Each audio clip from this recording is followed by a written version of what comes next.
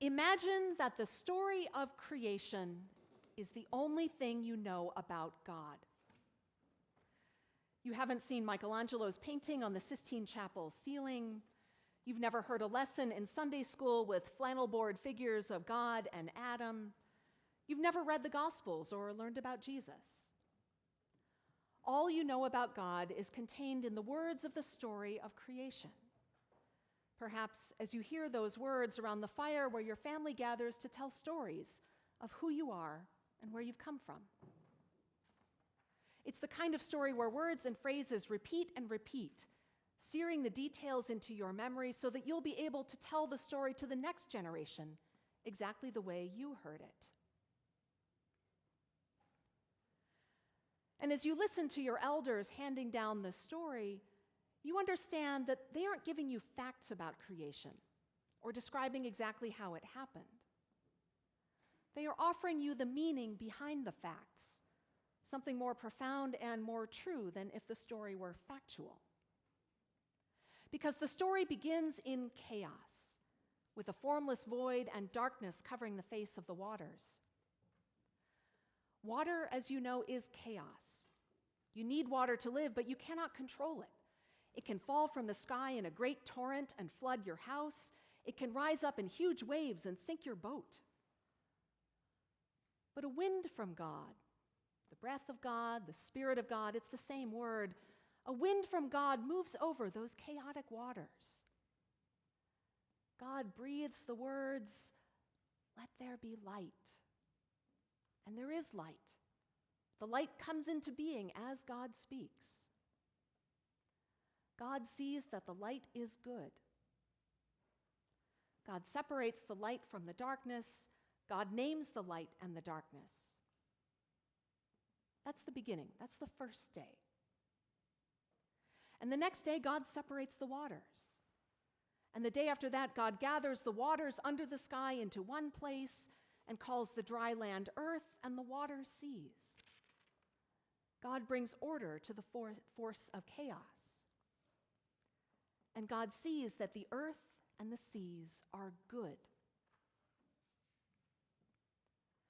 God isn't finished on the third day. God commands the earth to grow plants, plants bearing seed for growth and renewal, and trees with fruit with more seed. The earth obeys, and quickly plants are everywhere. Oak trees and pomegranates and cucumbers and cattails. And God sees that all these plants are good. On the fourth day, God sets lights in the sky to separate day from night and give light to the earth and to mark days and seasons and years. And God sees that the sun and the moon are good. On the fifth day, God creates living things in the water and in the air, sea monsters and plankton, eagles and bluebirds. And God sees that they are good. On the sixth day, God makes wild animals and cattle, everything that walks or crawls or slithers upon the earth. And God sees that it is good. Then God creates humankind in God's image, male and female and everything in between. And God gives them dominion over the fish and birds and every living thing that moves upon the earth. But God immediately puts limits on this dominion. God gives plants and fruit to the humans for food, but these humans are to be vegetarian. They are not to kill anything to eat it. And God sees everything that God has made, and God sees that indeed it is all very good. Finally, on the seventh day, God rests from all the work God has done in creation.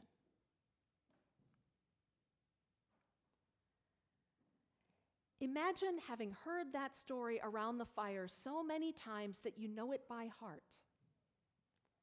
And it's the only story you've heard about God. Who would you know God to be? I would love to hear how you answer that. You can tell me after our service today. What I hear in this story is that God is the source of everything that is. Even the things that God creates indirectly, the plants and fruit trees that the earth puts forth, they ultimately come from God. I hear that God creates with purpose and intention. God's first action is to tame the forces of chaos and bring order to a terrifying, formless void. God makes the lights in the sky, the sun and the moon, to give rhythms of day and night and seasons and years to living things. God creates humanity in God's image to show who God is to the world. The image of God can be seen in human beings creating and suffering and living and learning in our everyday lives. And I hear that God recognizes goodness at the heart of all that is. The phrase that's repeated 7 times in this story is, God saw that it was good. Not that God made it good. God saw that it was good. This is less God congratulating God's self on making such great stuff, and more God recognizing that all things, from stink bugs to great blue herons to thistles to walnut trees, all things are beautiful and whole and holy, exactly as they are. And all people, exactly as they are, male, female, and non-binary, old and young, of all races and orientations and abilities and shapes and sizes, all people are beautiful and whole and holy.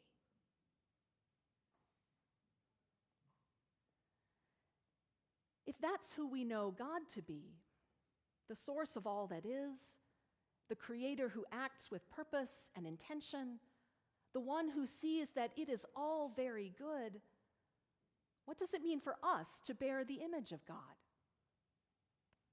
Again, I'd love to hear how you answer that. I think it means that what God does is what we are to do. Because God brings order out of chaos, we are to bring order and even beauty out of chaos. Where suffering, injustice, or oppression have brought chaos, we are to bring the order and beauty of healing, justice, hope. Because God is the creator, we are to use our creative power with purpose and intention. Some of us have creative gifts, the artists, musicians, writers, crafters, and builders among us, but all of us create culture and community. All of us can make spaces that allow others to flourish, that build people up rather than tearing them down, that seek out those on the margins and bring them into the center. And because God sees that it is all very good, we see that it is all very good. In a world that often regards the earth as a resource to be used up until it's gone, we are to protect and conserve the planet because it is good.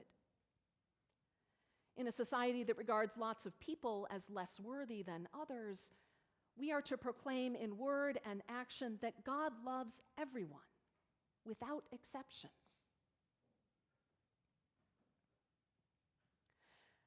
As individuals and as the community of St. John's, we're already bearing the image of God in many ways. Our enthusiastic support of Pride Month is one example. And please do sign up for the Pride March today. We have to turn in a head count soon.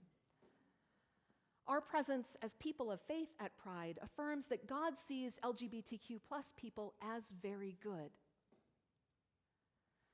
There's always room to grow in bearing the image of God, as individuals and as a community. Lately, I've been listening to a podcast called Maintenance Phase, hosted by Aubrey Gordon and Michael Hobbs. The show is a sustained critique of diet culture. They have particular scorn for juice cleanses and any diet fad hawked on Instagram. And they hammer away at the notion that you have to be thin to be healthy, which they argue is not borne out by the research. Gordon and Hobbs advocate for health at any size. They urge everyone to eat whatever you like and move your body in ways that make you feel good. They talk a lot about how often thinner people feel free to comment on heavier people's bodies. That was a blind spot for me. I had not realized how pervasive, harmful, and just plain mean these comments are. And I remember with shame the many, many times I've heard people make fat-phobic comments and I didn't speak up. Perhaps seeing that all people are very good exactly as they are means not talking about other people's bodies, ever. The only possible exception being, that sweater's a great color on you. And perhaps bearing the image of God means seeing the image of God in all kinds of bodies and assuring people that they are whole and holy and beloved, no matter what size or shape they are.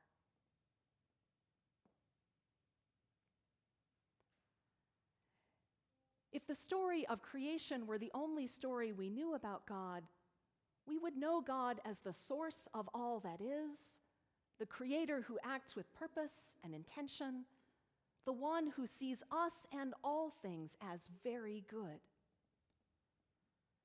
The rest of the Bible builds on and develops this picture of God, filling in more details for us. But the essence of God remains the same. God sees us as we are and recognizes that indeed we are very good. As we bear the image of God, it's our responsibility and our joy to proclaim that good news to the world.